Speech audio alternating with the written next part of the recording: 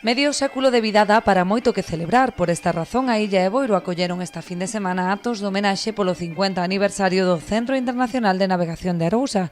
En Cabo de Cruz tiveron lugar as celebracións institucionais nas que se puxo en valor a filosofía do centro que vai máis aló dunha simple escola de vela.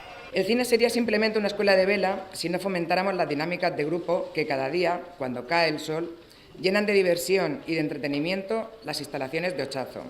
Y si nuestros alumnos y monitores no asistieran a ellas con ánimo participativo y actitudes abiertas, siempre anteponiendo el compañerismo ante cualquier interés.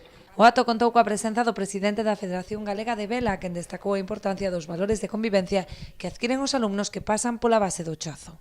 Aquí ya no solo el compañerismo de navegar, sino tenéis el compañerismo de convivir, de hacer las labores que hay que hacer, tipo, digamos, medio de cuartel, ¿no?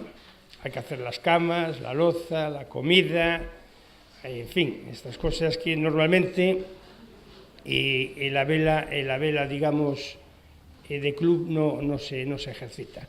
Yo creo que esta es una vela mucho más importante que la otra, en el aspecto que se aprende mucho más y nos enseña un poco más a esa disciplina que necesitamos para realizar la vela. Pola súa banda, o alcalde anfitrión amosou a súa satisfacción por acoller estas instalacións no Ochazo, que converteron a Boiro nun referente nacional no mundo da vela. Gracias de todo corazón por darme esta importante oportunidad de estar hoy aquí con vosotros, para mi pueblo, para el disfruto del Chazo, de la parroquia de Banqueiro, para el disfrute de Cabo de Cruz, para el disfrute de Boiro y, como no, para el disfrute de la vela y de esa formación del Glenans a través de vosotros para todo Galicia, para toda la ría de Arosa, para estos mares atlánticos que vosotros habéis hecho de Embajada de Madrid. Os actos concluíron coa entrega dunha placa conmemorativa do centro tanto o Concello como a Federación de Vela en recordo desta efeméride.